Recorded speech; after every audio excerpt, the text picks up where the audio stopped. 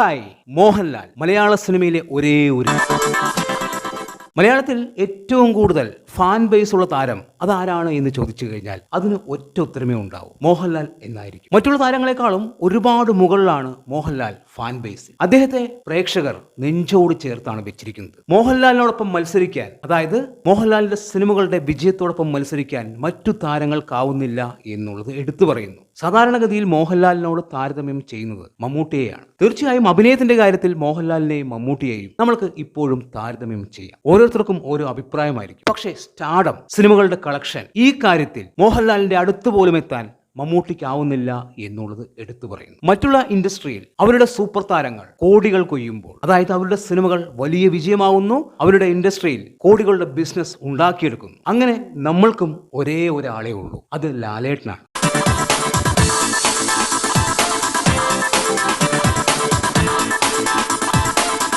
മലയാള സിനിമയ്ക്ക് ഓരോരോ നേട്ടങ്ങൾ ലാലേട്ടന്റെ സിനിമകളിലൂടെയാണ് വന്നുകൊണ്ടിരിക്കുന്നത്. ഇപ്പോഴത്തെ സിനിമകളുടെ വിജയം കോടികളെ ആശ്രയിച്ചാണ്. മലയാള സിനിമയ്ക്ക് 50 കോടിയും 100 കോടിയും എല്ലാം നേടിക്കൊടുത്തത് ലാലേട്ടനാണ്.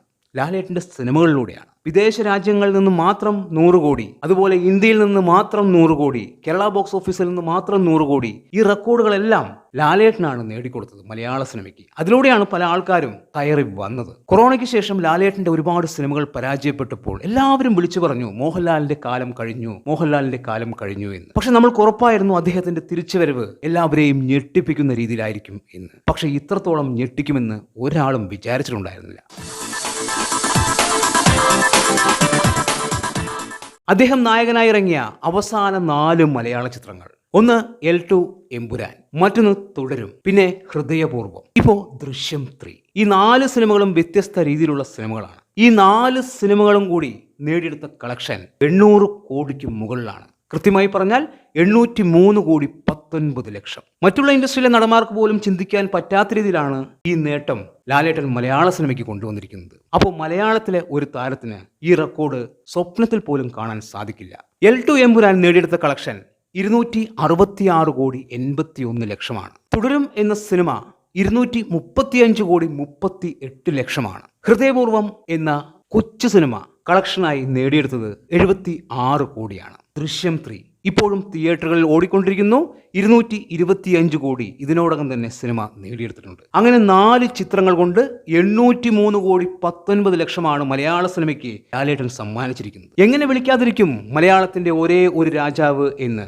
തീർച്ചയായും മലയാളത്തിന്റെ ഒരേ ഒരു രാജാവ് മോഹൻലാൽ തന്നെയാണ്, അതിലൊരു മാറ്റവും. അദ്ദേഹത്തിന്റെ ഓരോ സിനിമകളെയും പ്രേക്ഷകർ അത്രയ്ക്കും പ്രതീക്ഷയോടാണ് കാത്തിരിക്കുന്നത്. അദ്ദേഹത്തിന്റെ സിനിമകൾക്ക് ആവറേജിന് മുകളിൽ റിപ്പോർട്ട് കിട്ടിയാൽ മാത്രം മതി സിനിമ 100 കോടിയും 200 കോടിയും മറികടക്കും. വെറും 14 മാസത്തിനുള്ളിൽ അദ്ദേഹത്തിന്റെ 4 സിനിമകൾ 800 കോടിക്ക് മുകളിൽ കളക്ഷനായി നേടിയെടുത്തു എന്ന് പറയുമ്പോൾ മലയാള സിനിമയുടെ വലുപ്പമാണ് അത് സൂചിപ്പിക്കുന്നത്. തീർച്ചയായും ഇതിനും മുകളിലുള്ള വലിയ കളക്ഷൻ മോഹൻലാലിന്റെ സിനിമയിലൂടെ നമ്മൾക്ക് കാണാൻ സാധിക്കും. ഇനി വരുന്ന മോഹൻലാലിന്റെ സിനിമകളെല്ലാം വലിയ പ്രതീക്ഷയുള്ള സിനിമകളാണ്. മോഹൻലാൽ എന്ന നടൻ മലയാള സിനിമയിൽ ഇത്രയും റെക്കോർഡുകൾ സ്ഥാപിക്കുന്നതുകൊണ്ട് മാത്രമാണ് മറ്റു ഇൻഡസ്ട്രിയുടെ മുന്നിൽ നമ്മൾക്ക് തല കുനിക്കാതെ നിൽക്കാൻ സാധിക്കുന്നത്. തീർച്ചയായും മലയാളത്തിൽ മികച്ച സിനിമകൾ ഉണ്ടാവുന്നുണ്ട് എന്ന് മറ്റുള്ള ഇൻഡസ്ട്രി പറയുന്നുണ്ട്. പക്ഷെ അത് കൊച്ചു ഇൻഡസ്ട്രിയാണ്, അവിടെ നിന്ന് കളക്ഷൻ കിട്ടാറില്ല എന്നുള്ള തലത്തിലാണ് മുൻപെല്ലാം സംസാരിച്ചിരുന്നത്. പക്ഷേ ഇപ്പോൾ അങ്ങനെയല്ല. മറ്റുള്ള വലിയ താരങ്ങൾ, അതായത് രജനീകാന്ത്, വിജയ്, പ്രഭാസ്, ഇവരെല്ലാവരും വരുന്നത് വലിയ ഇൻഡസ്ട്രിയിൽ നിന്നാണ്. ലാലേട്ടൻ മാത്രമാണ് കൊച്ചു ഇൻഡസ്ട്രിയിൽ നിന്ന് വലിയ കളക്ഷൻ നേടിയെടുക്കുന്നത്. അതായത് വിദേശ രാജ്യങ്ങളിൽ നിന്ന് ഏറ്റവും കൂടുതൽ കളക്ഷൻ ഉണ്ടാക്കുന്ന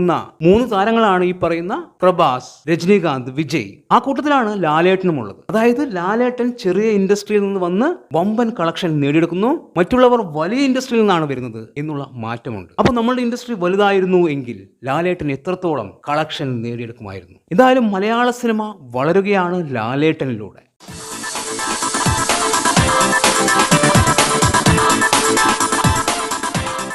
ഇനിയും ഒരുപാട് സിനിമകൾ ലാലേട്ടൻ്റെതായിട്ട് വരാനുണ്ട്, വലുതും ചെറുതുമായിട്ട്. ഇനിയും റെക്കോർഡുകൾ തിരുത്തി കുറിച്ചുകൊണ്ടേയിരിക്കും. അവസാനം ഇറങ്ങിയ 4 സിനിമകളിൽ 3 സിനിമയും 200 കോടിക്ക് മുകളിലാണ് കളക്ഷനായി ലാലേട്ടൻ നേടിയെടുത്തത്. കാത്തിരിക്കാം ലാലേട്ടന്റെ സിനിമകൾക്കായി, ആ സിനിമകളെ ഇന്ത്യൻ സിനിമയുടെ നെറുകിലെത്തിക്കാനായിട്ട്. എന്താണ് നിങ്ങളുടെ അഭിപ്രായമെന്ന് കമന്റ് ബോക്സിൽ കമന്റ് ചെയ്യുക. വീഡിയോ ഇഷ്ടമായാൽ ചാനൽ സബ്സ്ക്രൈബ് ചെയ്യുക. പുതിയൊരു വീഡിയോയുമായി കാണുന്നവരെ ബൈ ബൈ.